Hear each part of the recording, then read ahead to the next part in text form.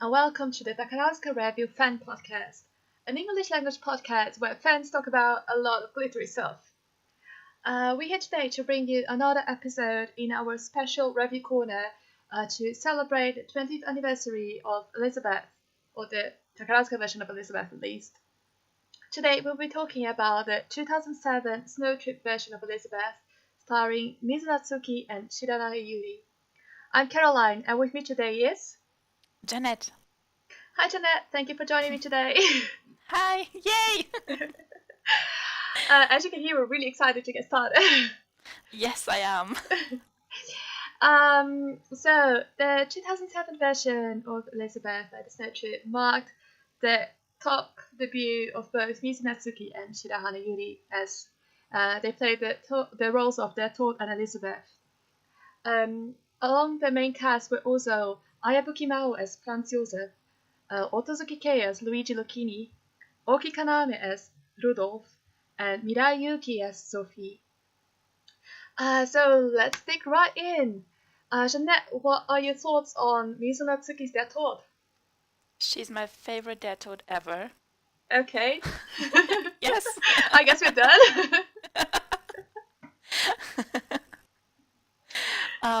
I know that Mizu is not the strongest singer of all Dead Toads so far, but she really compensates with her acting and her dancing skills, in my opinion. And I really liked her costumes because her wig has a slight shade of green, and they keep the shade of green throughout her costumes. And I really enjoy that. Well, I have to admit, she is also possibly my favorite Dead Toad. Which is why we're doing this episode in the first place again. Yes. She was the first Takarazuka Dead Toad I ever saw, and as you mentioned, she's not as vocally strong as some of the others like Haruno Sumiri and Sena Jun. A fact that she herself has admitted to in many interviews. But I also think that her acting and dancing more than make up for a lack in vocal prowess. I love the way she uses her hands in her acting, and I love her face. I think she's possibly one of the most emotionally open Dead Toads we've had. The most emotionally involved with everything that happens around him. He feels, in Greek and Roman mythology, how the gods have very much human emotions and get in trouble because of that. Her Dead Toad reminds me a lot of that. Yes, me too. It's That's like true. so falling in love with a girl and making a lot of dumb mistakes because of that. Yes. And I think the moment when Toad first sees Elisabeth, Mises the only Toad who takes a second look, like looking at her, looking away, and then looking back in shock, like, what did I just see? Oh my god, she's so pretty. What is that? Yes. Yeah, for me, a particular moment that I really enjoy is the bedroom scene after Elisabeth has just thrown out Franz Josef and the Toad comes out of the closet. Not literally. Literally comes out of the closet. And I think that both Mizu and Shirana Yuri did really well in that scene, but a particular moment that always like grabs my attention is when Elisabeth tells him to get out, rejects him after almost falling through for him, and Mizu gets this look of like it's this kind of rage / disappointment. And every time I watch it, no matter how often I watch it, I'm always afraid she's going to strike Elisabeth across the face because she looks so angry. And then there's this moment where she just kind of like, oh, okay, I'm a composed like embodiment of death. Until she like leaves the room and like leans against the door and does like the most gorgeous angst face ever. Yes. That's probably my favorite scene as well, because of all the emotions. Yeah. What you mentioned as well in the design, another thing that I really love about her design is that I feel she looks very otherworldly. Not only the hair, but her makeup as well. Um, she's one of the thoughts that for me does not look human. It's Yes. more like something that is trying to look human. That's the best it knows how human looks like. Mm. But also that she's, as far as I'm aware, the only that thought who had this motif as the scar going across one of like her hand on the palm, Yes. and on the back of the hand this black scar, which was also repeated in all of her costumes. There was always like the same like squiggly lines, and I love that scene that they kept just coming back to the costumes. Like it's something that I wish they would do more. That they would like have this one thing that comes back in all their costumes. Yes. I love that detail too. Mm. I think that's something they took over from the German costumes, or Mhm. the Austrian at least. Mhm. Um, I'm not 100% sure of this, but I remember those crack marks on Rudolf's costume Mhm. during Die Schatten werden länger on Mhm. one of the photos. Mhm. That is very much possible. Yes, uh, it's something that I'm sorry they didn't do for other versions. Not necessarily the same like cracks, but like at least like a kind of motif. Hmm. Um, and it always makes me really curious. What is that black thing? Is it a scar? How did it get there? Yes, me too. What the hell were you up to before the show started?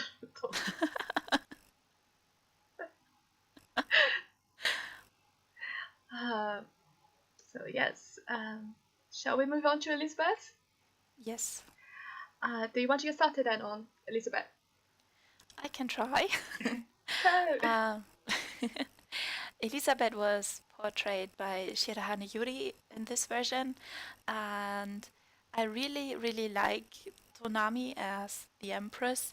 Mhm. Um, I sometimes have the feeling that Tonami struggled a bit with the higher notes Mhm. of this register, but all in all, she was really, really amazing, in my opinion. Yeah. Um, Also because she was really emotional as well. Mhm. I think she managed quite good to um, look as if she was angry, but, for example, angry, but had herself under control, Mhm. more or less. Mhm. Yes. Yes. Um, I also really like Tonami's Elisabeth. Like I said in the introduction, this was her this top Musume debut. It was her top Musume debut in Yukigumi. She had previously been top Musume in the Star Trip Hoshigumi alongside Kosuke Wataru. And I think already having had some of that experience, at least as a top Musume helped helped her to play Elisabeth. As you mentioned, like her vocals are not always quite as strong. The higher notes were definitely not always easy to achieve, but I really enjoy her chemistry with Mizu Natsuki, who Yeah, me she too.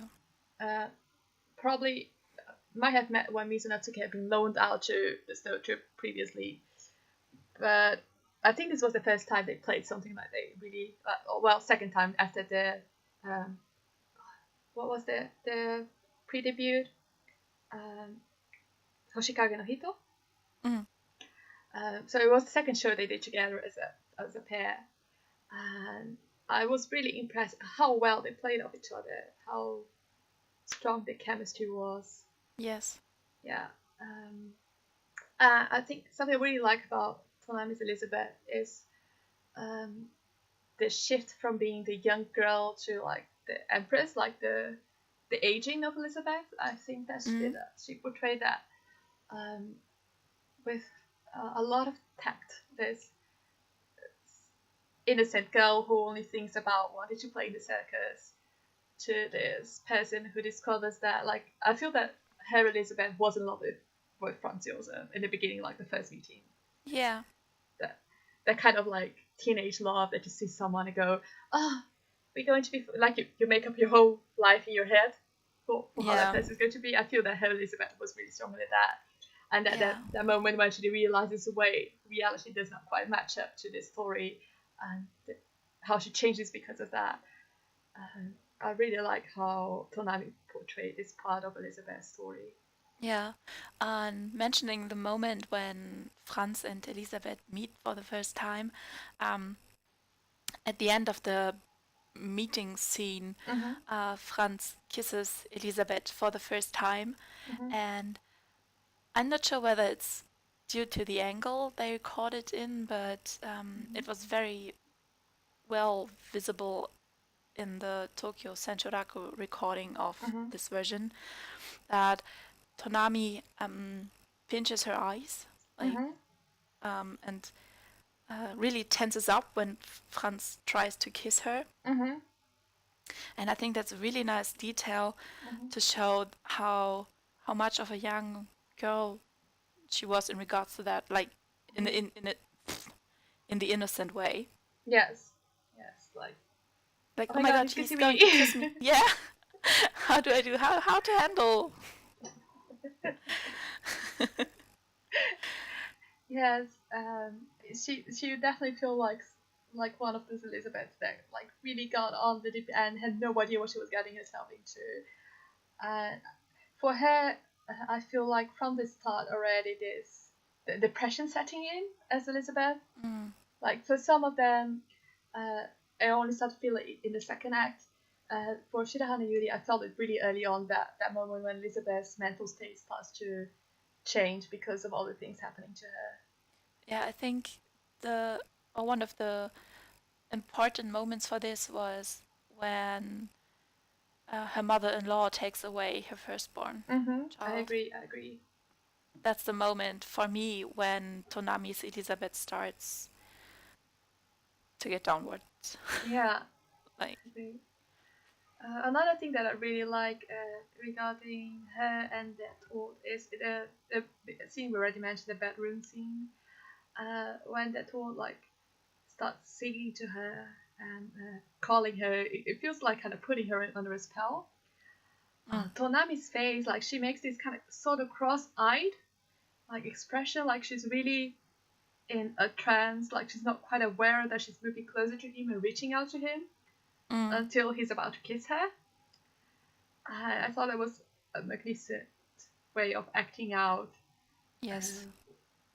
This power that Deathhold seems to have over Elisabeth, and like the struggle that she has to fight against it. Yes. So next is our lovely Emperor Franz Josef, played by the equally lovely Ayabuki Mao, who was a very, very handsome puppy face Franz Josef. Yes. Like this felt like a very young and unexperienced Franz Josef. Yes. Yes. One of the things that I really love about Ayabuki Mao is her voice. I felt that Franz Josef gave her a lot of room to showcase just how sweet it is, like powerful but sweet. Yes, I know what you mean. Franz Josef feels very conflicted, like especially in the first scene where we meet Franz Josef and like Sophie and the whole court people, the whole like ensemble. And the mother comes begging to ask for her son not to be released, and the face she makes shows that it's like something that definitely like touches Franz Josef, but he is not strong enough to say no to his mother. Yeah.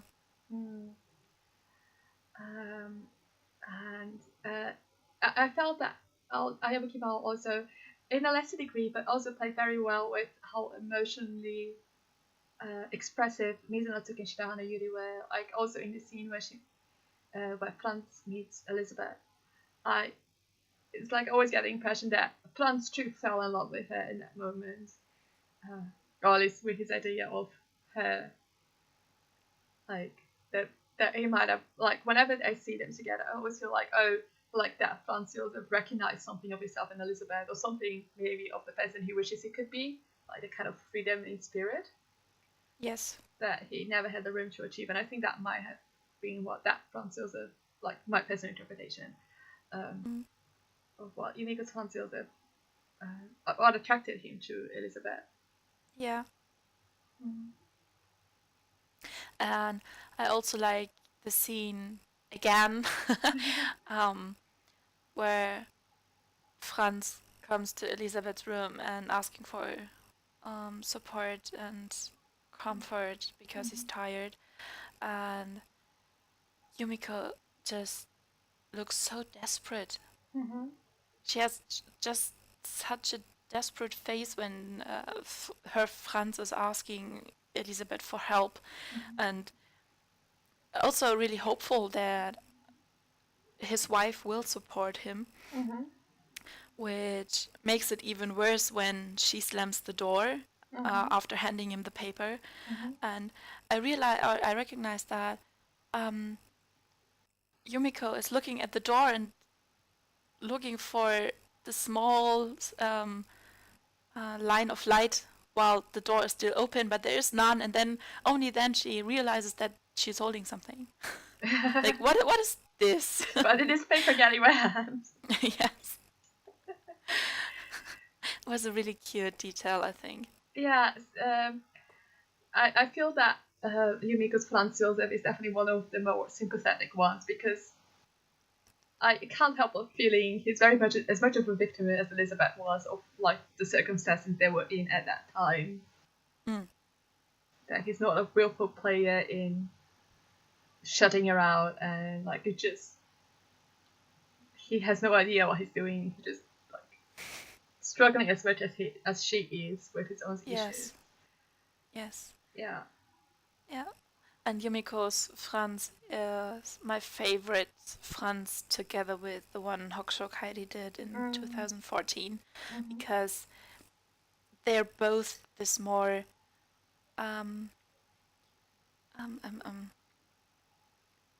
this cute puppy that's easy to hurt but trying so hard to do the right thing.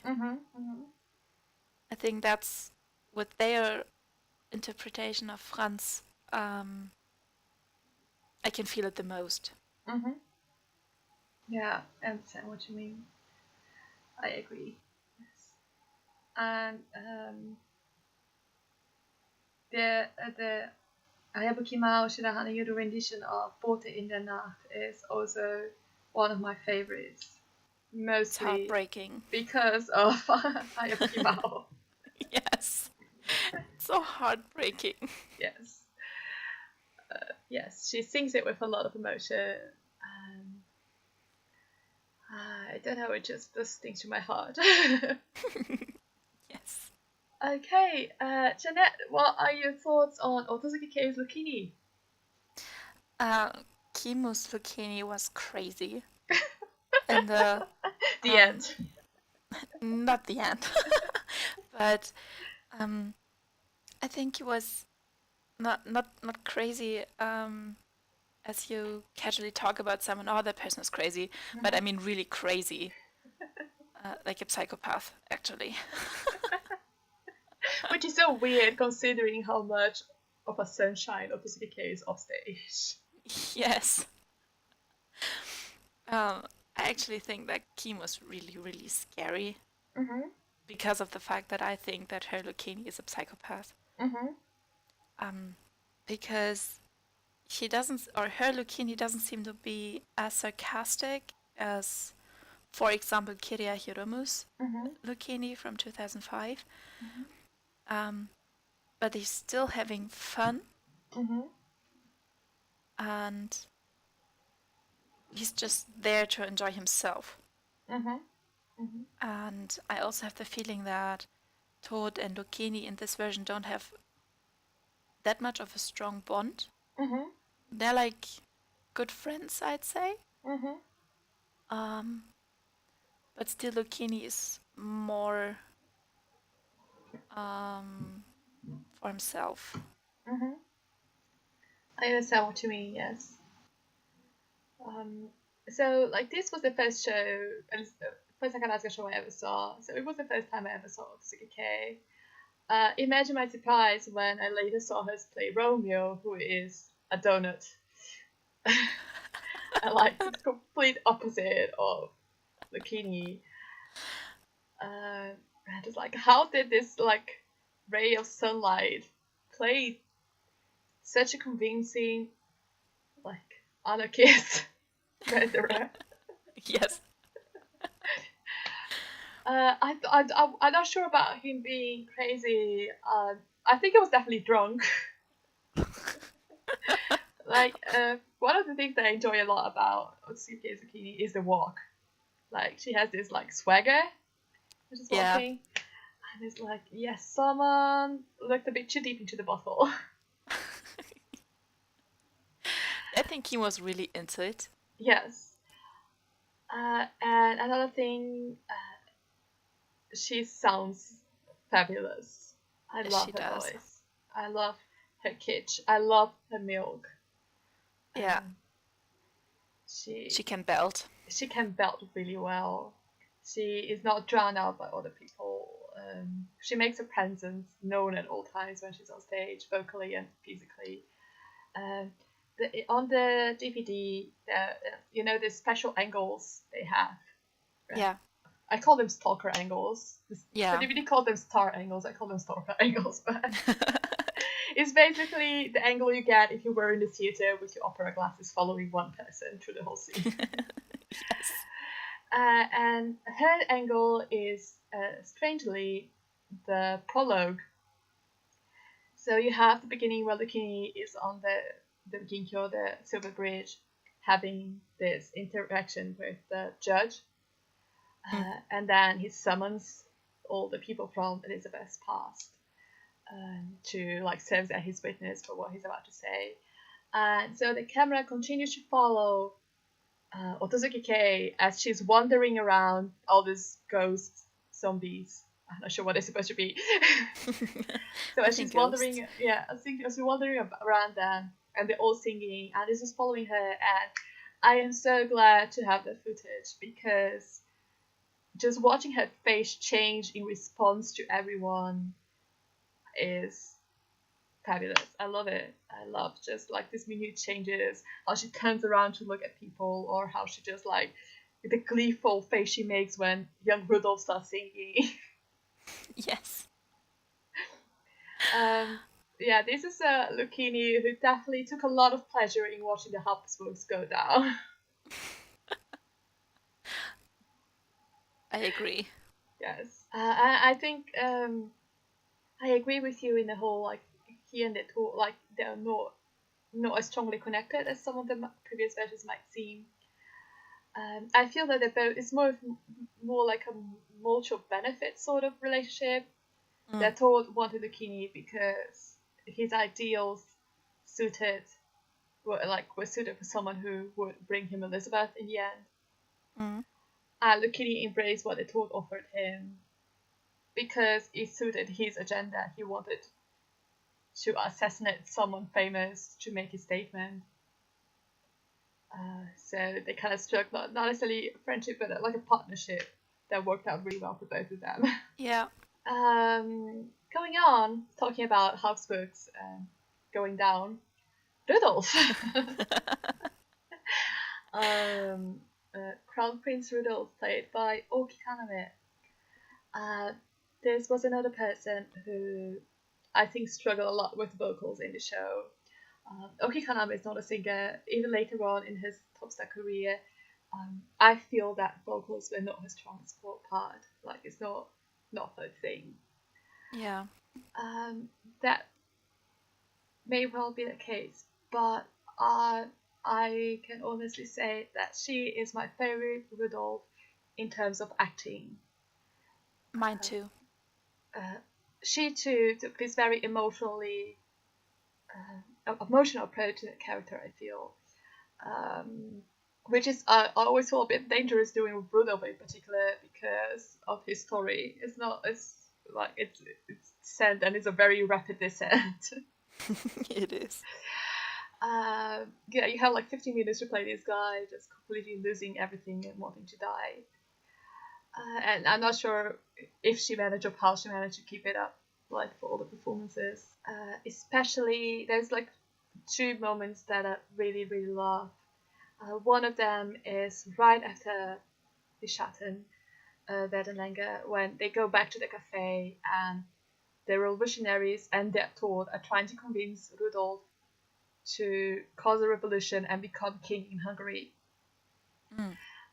And there's this moment where the revolutionaries are like around Rudolf, and their Tod comes in from the side and like goes around them, and then comes up behind Rudolf. And like the camera focuses a lot on their faces at this moment, and you can see this. Rudolf is smiling in the beginning, but when Dato comes up behind them, Kalame's face does this change, where it's like this moment of instant like fear that goes with this feeling of I want to do this thing, but I know it's not going to end well for me. Kind of like it made me feel that Rudolf's whole bid for the for the throne was not as much an act of wanting better things for Hungary or believing that the Hungarians were in the right, but more an act of desperation to either get affection from his mother or get his father to recognize that he was right. Like it was just a cry for help, like in my opinion. Yeah, and mine too. My second favorite moment of Okinawa's Rudolph is when he kills himself, because that right before Kanamish, like she brings the gun to the head, and then right before the shot rings out, she smiles, and it's not a smile, a happy smile. It's a very weird smile. It's kind of relief. I don't know how to put it. It just like it always just like makes my heart like break in a million pieces that will never come together again. Yeah, I know what you mean. I have no words to describe it either, I'm sorry. But I know we're getting at it. Yeah. Yes. What do you think, Jeanette? Kaname is... Yeah, I agree with you. Kaname is, acting-wise, my favorite Rudolf.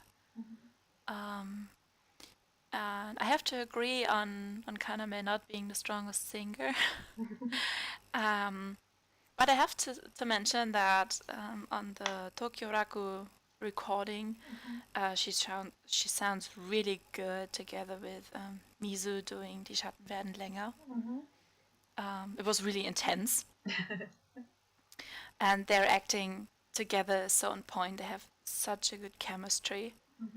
But I think Kaname has a really good stage chemistry with everyone he interacts with.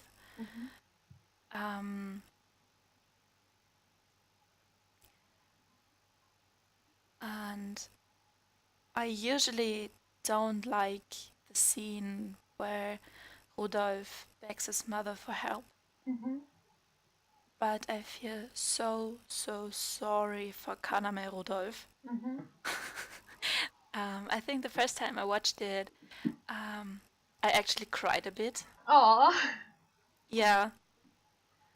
Because Elisabeth is so cold in that moment, like really cold, as if she doesn't care at all for him. It just breaks my heart to see him. Yes. But I mean, for like 15 minutes performance, I feel that she gets a lot of emotions across to the audience. Yes, definitely. Which is definitely not an easy feat. I think Rudolf is harder to portray than one might think. Because I think Rudolf is non-stop on stage the entire time. Yes. He is part of the story. Yes. So if you have to play for 15 to 20 minutes and getting no break. Yes. And you have to be on point because you're the focus of the story at that moment. Yes. Yes. And I think she did really well. I also think that what makes, like, I mean, you have young Rudolph, so you get the sense of Rudolph growing up, but there's a huge gap between like the baby Rudolph you meet in the beginning of the second act and the grown-up Rudolph that joins the revolutionaries, and you don't get anything in between that. You get baby Rudolph feeling alone, and wanting his mother to come back, and the next thing you know, he's a grown man and reading newspapers his father disagrees with, and has bonded with revolutionaries suddenly. And I think it's really, really hard having to, especially for the grown-up Rudolph, because in those, like, in that whole scene with the revolution and the suicide and like the whole bit with his mother, you only have those scenes to show everything that has happened between baby Rudolph and adult Rudolph, and how he ended up making the choices that he did. Yes. Yes. Yes. Sorry, I have a I lot agree. of feelings about Rudolph. That's okay. Okay, so Sophie, Jeanette, what did you think of Mirayuki's portrayal of Sophie? As many of the previous Sophies, Hamako's Sophie was really scary, but since Mirayuki was an otokoyaku, I think she brought a different feeling to the strong woman, because with Hamako Sophie, I have the feeling that she's a bit more cruel. Probably it's because Hamako is not the Musumeyaku type. Yes. And I don't doubt that Hamako's Sophie would slap people with a fan without hesitation. I agree. And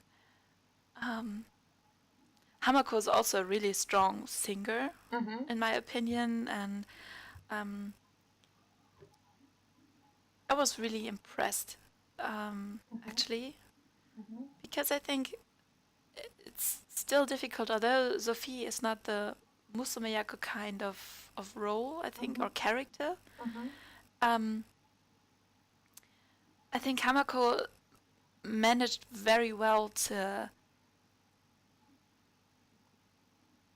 look or make her look female enough, but still, that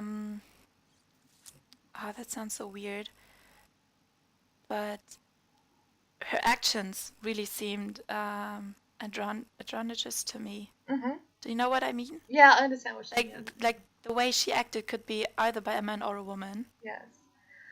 I think that might be very befitting of the whole "the only man at court" like title that Sophie has. Yes. Because I mean, she was both like mother and father for Franz Josef, especially in the period when he was emperor. I agree with you. Like, I fail to comprehend the things that Hamako's voice does. It's just, it's like, it's beyond me. It's amazing. I love it. I love it. I love it. I could listen to her sing the phone book. I wanted to say something and I have forgotten it. Give me a moment. Yes, Hamako, Sophie. Oh yes, I got it. Sorry.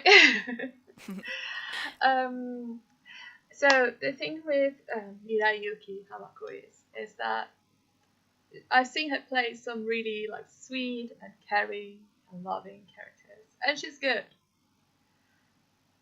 But her true talent is playing scary, terrible people.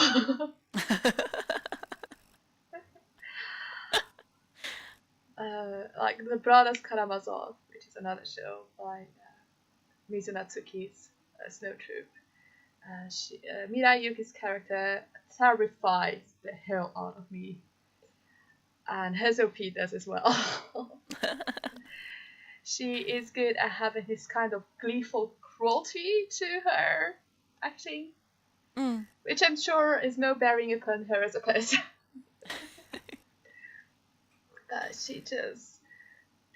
She's really good at being like this overpowering presence that makes everyone around her just like, yes, ma'am. So I know what you mean. I love her scenes with the other court members, like the other people who make up Franz Josef's court. Because it's obvious that while they're all supposed to be counseling Franz Josef, they are all terrified of her. They are. Um, I remember in the Tokyo Raku recording, um, usually they are not allowed to improvise for Elisabeth during Raku, as far as I know. But they did this time. And in the scene where Sophie talks to the guys about getting another woman for Franz, um, and they come up with the idea, and I think usually the Archbishop takes or volunteers to get the ladies. And this time, Sophie puts her fan on his shoulder, and he's like, well, no, no, no, no, Grüne can do that. And Grüne is like, no, no, I can't, and wants to pass the duty on to the guy next to him. And I think it was really, really funny. Yeah, it's a good way of showing just how intimidated they are by this powerhouse woman. Yes. And I know with some other Sophies, I get the sense of her being this woman because she has to be, because like of the situation she's placed in. Since Franz Josef was not supposed to actually be emperor, and Elijah became emperor because of Sophie's doing. Some other Sophies, I feel that they become this like the only man in court because they need to be. Yuki Sophie, I feel that she was like that before already. Yes. Like that she could have orchestrated a few assassinations if it were necessary to get Franz Josef on the throne. Yes. It is definitely someone who does not like anyone. I think that's a great source of the friction between her and Elisabeth, is that Elisabeth does not fit in her plans. It's probably the first time that has ever happened, and Sophie is not amused. Not at all. Yes. So this was for the main cast. Jeanette, is there anyone else you would like to discuss? Yes. Countess Liechtenstein was played by Miho Keiko. Miho Keiko is in Senka right now, but used to be in Yukigumi back then still. What I really like about Keiko is her voice. Yes. She is so amazing. She's so amazing. I love it. If you're not interested in anyone else but Keiko, you can still watch it. Like, she doesn't have that many moments on stage, but the moments she has are good. They're really good. Also, she has a really distinctive voice color. Yes. I always recognize her. Yes. Even when I only listen to audio recordings. I still get where she sings. Yeah, I dream of a day when they do a musical and it would just be Miho Keiko singing every role.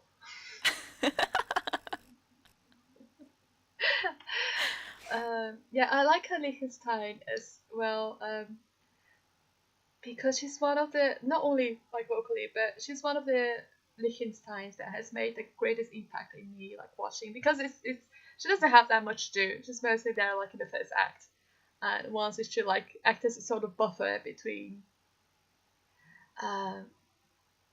between Sophie and Elisabeth, and at other times she's more interacting directly with Elisabeth and like arranging her baths, or like being the one that worries about Elisabeth when Elisabeth is not eating and just like exercising the whole time. But I have a few versions of Elisabeth where Liechtenstein is there, but she might as well not have been there for me. Miho Keiko was not one of those times. She's definitely someone who I like in a few scenes. I always feel like she has she's a very much her own person, which I think there's great credit to Miho Keiko's acting abilities, which is still displays nowadays as a Senka member. Yes. Was there someone anyone else? Yes. I would also like to mention that I had a Mika who became Mizunetsuki's top star partner after Shirahane Yuri left, got to play Madeleine Yes. in the Han Cohen. Mm-hmm. And I think that's pretty amazing because um, Minako was, I think, in her third or second year only. Mm-hmm. She was in her third year. Yeah, she's for the 2004 class, if I'm not mistaken. Yes. And she's my favorite Madeleine, Mm-hmm. to be honest, because with all that makeup on her and the blue and white costume makes her look like a porcelain doll, in my opinion. Mm-hmm. Mm-hmm. And I really like the small gesture details she added to Madeleine, Mm-hmm. because sometimes I have the feeling that Madeleine is a rather flat character, Mm-hmm. but she really put some effort Mm. into seducing Franz. I think I'm not sure. I'm just going to say this, just in case some people might not know, is that Madeleine is always played by the Musume who also plays one of the Death Angels or the Black Angels, I think they're called in the Takarazuka version. So this is it always gives this idea that it's definitely like Death's influence, like getting Franz Josef to stray from the right path. And she was a really beautiful Madeleine. Yes. Anyone else? No. Okay, then let's move on to the Shinji Koen. The Shinji Koen was had Sao Kurama as their told, Otsuki Sayo as Elisabeth, Onagi Mao as Franz Josef, Daigo Seishiro back when she was still on Tokuyaku playing Luigi Lucchini, Rinjo Makoto as Rudolph, and Haruka Midori as Sophie. Let's start from the top, shall we? Shet, what did you think of Sao Kurama's take on the Atod? To be honest, it's been a while since I watched the Shinjin Koen of Mm-hmm. the show, but I remember that I really, really liked Koma in this role Mm-hmm. because she has a really great voice. Mm-hmm. Yes, I'm always for the singers. And um, I I remember that I really liked her wig Mm-hmm. because it was close to Misu's wig, but Mm-hmm. still a bit different because it was wavy. Mm-hmm. Mm-hmm. And I think it's interesting that Koma got some older or costumes from previous shows and not Mm-hmm. Misu's costumes. Mm-hmm. And I still wonder why. Maybe she couldn't fit in them. Yeah, probably. Like they have a very different body type. That's true. Yeah, but all in all, I really like Koma. Mm-hmm. I like her a lot. I would say vocally, she you sometimes you have people who get into the Shinji Koen and they open their mouths and you just go, no, you're too young to sing like this. Koma is for me one of those people, as they're told. It was like, no, you're not allowed to have a voice like this yet. Wait a few years. You're too good. I feel that on the version that I've seen of Shinji Koen at least, she had a bit more trouble pinpointing her depth toward as like what she wanted it to be. But I don't know how they do rehearsals for Elisabeth, so it might have been that they just focus more on singing. Because I had this impression with a few others as well. And I thought it's a difficult character. Like you choose either to like imitate your top star or you can try to do your own thing. And I felt like she was kind of lost in between those two options sometimes. Yes. Like, do I want to be Mizu? Do I want to be myself? But I love listening to her, and I'm really glad that there are songs like this. Because of Shinji Cohen, there's never been a recording like released officially, but a few of the songs of her singing that tour are available on iTunes. So people who are interested, definitely check it out because she was great. And another thing that I really like is that in her recent dinner show, Sorizo, she sang They're Told Again. And it's been almost 10 years since then. It was really, really great to hear her take another stab at his songs and just listen. Like, she already had great vocals back then, and to listen just how much secure she sounds right now. Yes. I love that. Me too. Okay, Elisabeth, Otsuki Sayu. I gotta admit, Otsuki Sayu is one of those people who I don't understand how she never became top of Miyaku. I love her. And I really, really liked her Elisabeth in Shinko. I felt that she was fairly vocally secure for this role. She has a pretty good voice, but I felt that her acting was far better than I would have expected from a Shinko Elisabeth. And I really, really enjoyed seeing her act with Sao Kurama. I thought they made a really well-balanced pair as a Shinji Cohen leads. They're both like strong performers. What do you want to say? Okay, Jeanette, start talking while I think.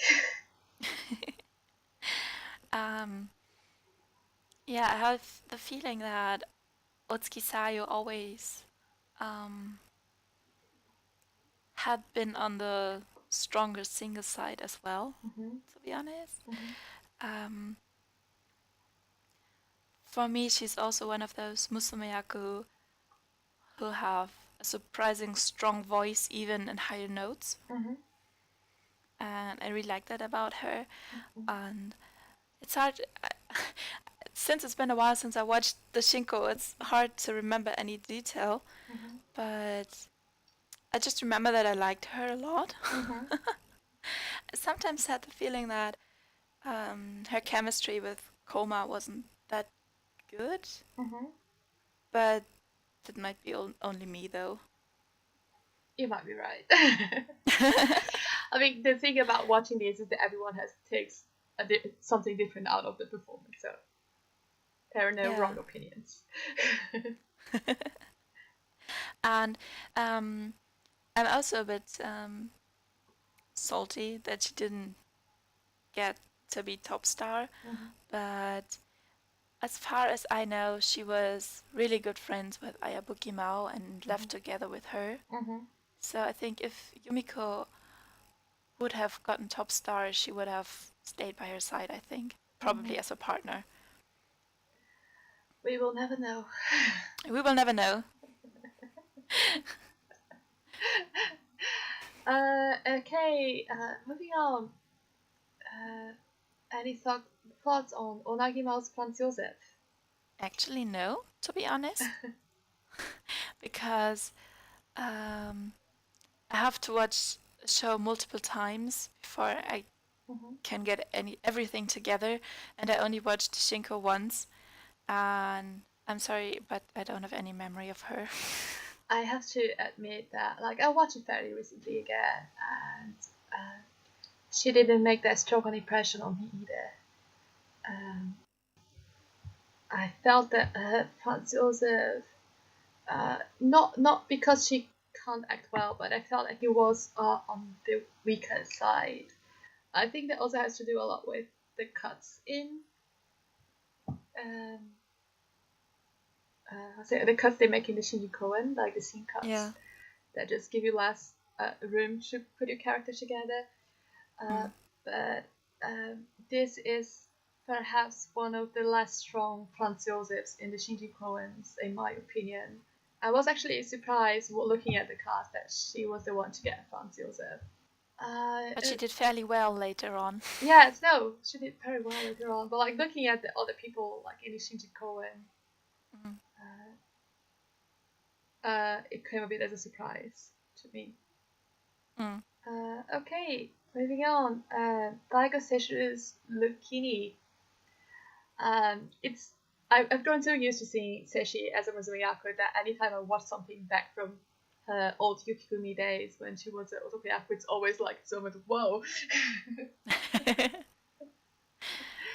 Seishi as a boy with mustache, wow. I'm for one really glad that she made the change for Musumiyaku eventually, but I find her Lukini very entertaining. She looked like she was having a ball, and that she was just like she's also one of the more gleeful Lukinis. I can imagine. In a different way that Otsuki K was, she didn't seem quite as drunk. But I think it's always hard to compare Honko and Shinji Koen, Yeah, to be honest, yeah, I guess. because the Shinji Koen cast is usually not as experienced as the main cast. Yeah. And I mean, as we were saying before, it's always this you have to figure out for yourself. Do you want to copy your home Korean cast, or do you want to do your own thing? Do you have enough time to prepare your own thing, even? Because they do rehearsals Yeah, while they're performing. yeah, And she was playing one of the Black Angels in the home Korean. So it's like a completely different kind of role. Like she's in a lot of the same scenes, but she is only dancing in a home and she doesn't have to sing or to like act as strongly there. mm, And I think it was being a really challenging role for her to make this step from playing the Black Angel to playing Lukini.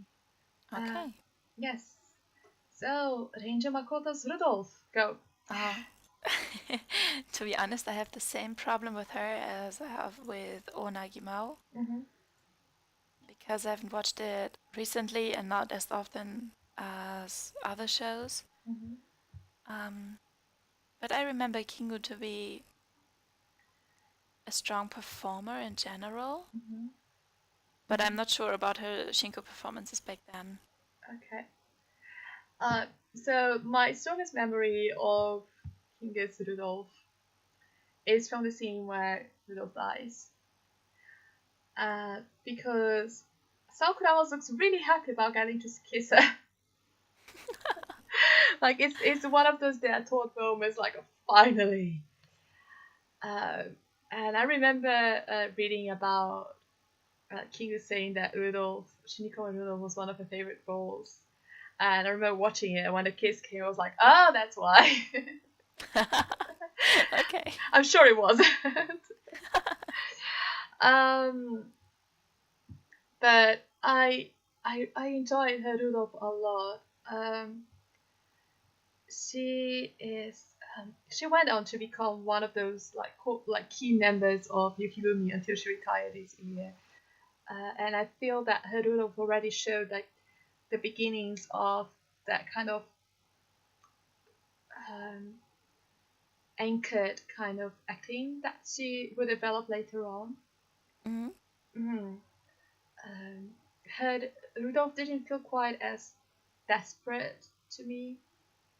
He felt a little bit more, not necessarily knowing what he's doing, but at least a little bit more sure that he wants to do it. Okay. And I think that's something that is very marked in her acting style later on as well. It's just like this um maturity, inner Mm-hmm. strength that she developed like later on. I think, for me at least, I feel that she can see that a little bit in Rudolph already. Oh, that's amazing. But I I mean, should watch the Shinko again. I might just be over analyzing it as I do with everything. You're not overanalyzing. I think especially since like I watched this after having seen her like in later Yukigami shows. I always kind of looking for like that not beginning moment, but like where they came from. Mm. So yes. They might make it a little bit trickier watching like older Shinkos when you already know what the actors turn out to be like later on in her career, because you always Yeah. have this later image also in the back of your mind. Yeah, that's true. Last but definitely not least, we have Haruka Midori as Sophie. She played Frau Wolf, and she was the étoile in the Hong Kong. What I remember most about her is that she just has a fantastic voice. She went on to also play, for example, Lady Capulet in Romeo and Juliet. Oh, Yes. I didn't know. She, until her retirement, she was one of my favorite Musume voices in Yukigumi. And her Sophie was a perfect opportunity to like showcase that, I think. I can imagine. Yes. And that's like my strongest impression of her was like, wow, that is a great Musume voice. Really, really strong and fairly developed Musume voice. Yes. Do you have any Yeah, memories well, of her? yes, when I watched the Honkoen for the first time, which was the first complete Takarazuka show I ever watched. um, I was so impressed when she started singing as Madame Wolf Mm-hmm. because she has this strong and distinct voice. Mm-hmm. Um, it's amazing. Mm-hmm. Um, Also, I remember that that she also has a really good stage presence. Mm-hmm. So that probably came in very handy for her Sophie in the Yes. Shinko. I feel that Sophie must be a really hard role for someone to have to play, and it's particularly in the Shinji Koen, Yeah. because Musume Yaku often play the like kind of roles where they have to. They're more like a support to make the otakuyaku look manlier. Like Musume Yaku is like this. They have to be overly feminine to make the otakuyaku come off as more masculine a lot of Yeah. times. And Sophie is like, she's not like that at all. Yes. But I think what might have helped Haruka Midori in this is that Frau Wolf also is not that kind of character. It's not like a typical Musume character. So maybe she carried some of that into like constructing the Sophie role as well. Yeah. And the last person I wanted to mention, even though she is not in the main cast, is Junya Shitose as Frau Wolf in the Shinji Koen, because she is the 2016 Sophie. Amazing. Yes. And I love her, Madame Wolf. I love Junya Shitose a lot. I have a lot of feelings about Junya Shitose. Already since her Yukigumi days. And having seen this and seeing like almost 10 years later seeing her play Sophie, it's almost overwhelming to see like the growth she underwent. But she was already pretty damn great back then. She's one of those people also that you go like, you're not allowed to be this good, you're too young.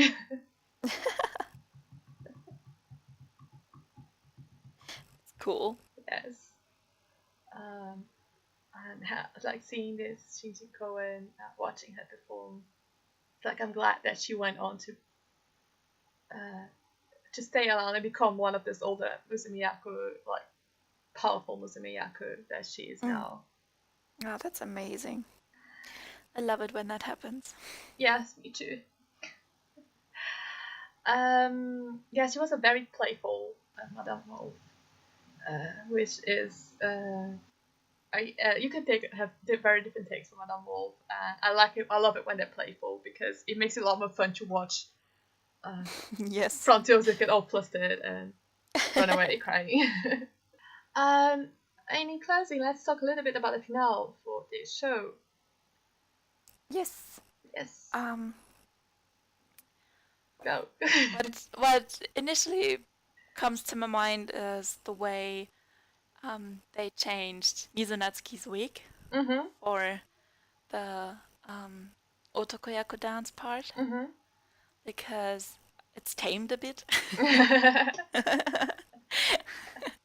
I like it a lot, Mhm. and I think it would have been a nice thing to do with the wig from the start, like Mhm. for the entire play. But I also like that they had this opportunity to change the Toad look for the final a bit as well. Yes. Because I think for both the DVD recording and the Tokyo Raku recording, Mizu put off the wig for the pair dance. Yes. Um, but I think that's okay Mhm. in this case Mhm. um, because it wouldn't have matched the dance, Mhm. in my opinion. Mhm. Um, and what I really like as well is that um, again, the green, the dark green, Mhm. um, is still there Yes. for both the Otokoyaku dance uniforms and Mhm.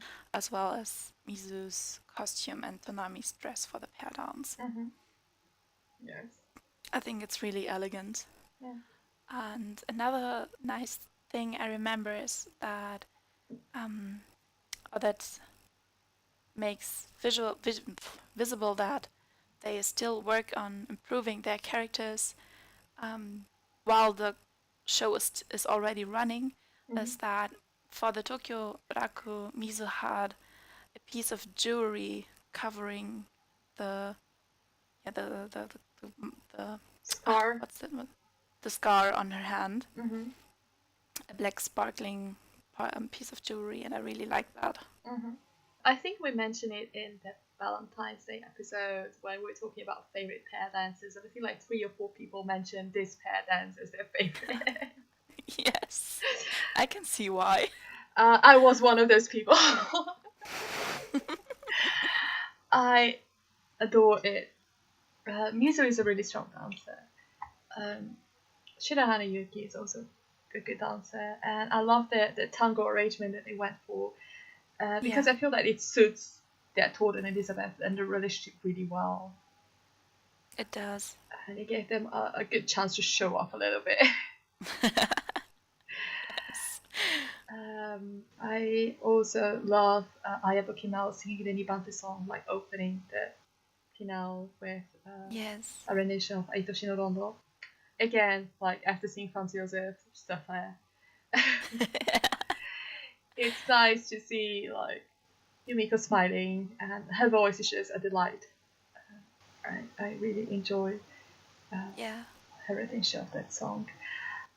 Furthermore, I also really like the Musume Yaku dresses in the beginning of the scene where Mizunatsuki is standing in the middle of the staircase and Musume Yaku are around her. Ah, I yes. adore those dresses. They're whitish dresses. I adore those dresses. I love the color and the design and the whole visual whole they form with Mizunatsuki in Mm, the center.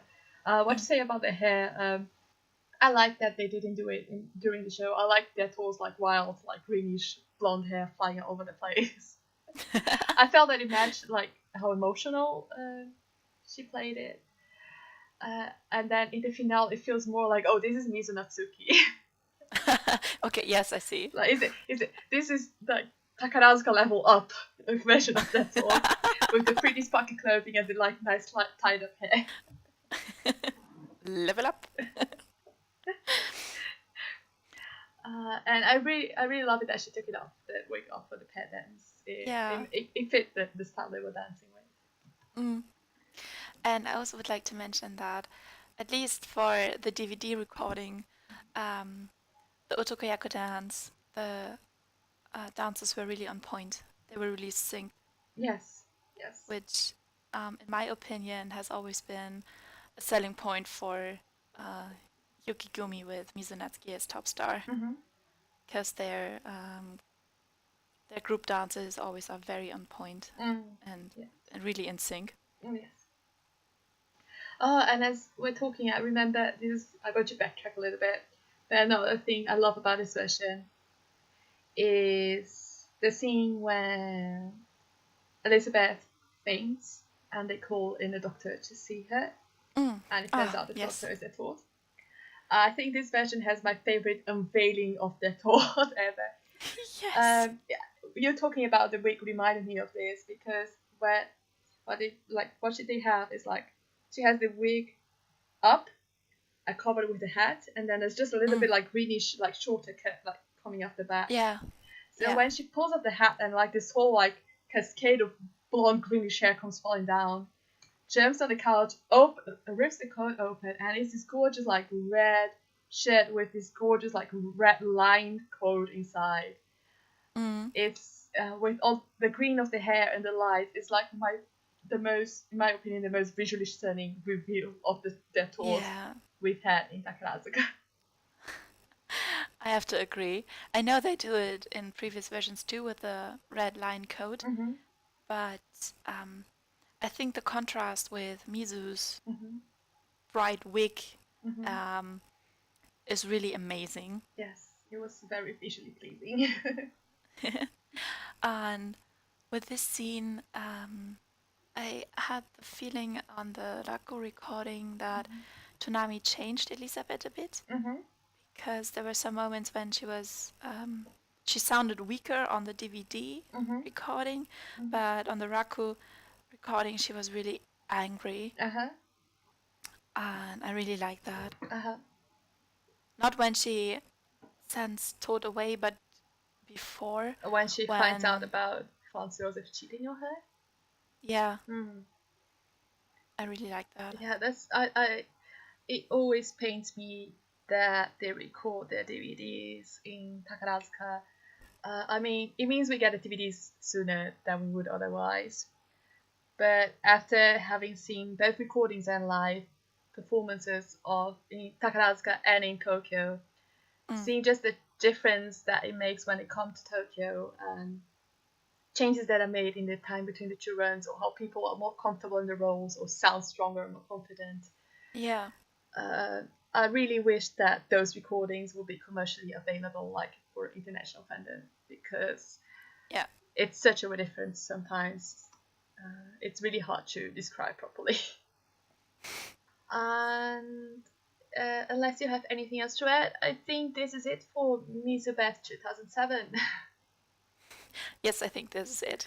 Okay, everyone, thank you so much for listening. If you have any thoughts, comments, questions, do not hesitate to drop us a message at the site, on Tumblr, Twitter, Facebook, or wherever else you might be able to contact us. We're always really happy to hear from you.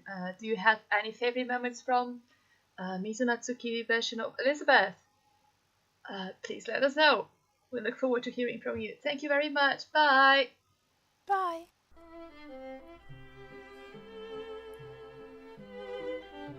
Many thanks to Michael B. and the Arcanum String Quartet for their wonderful arrangement of Sumire no Hana Sakugoro. And thank you, listeners, for enjoying our podcast.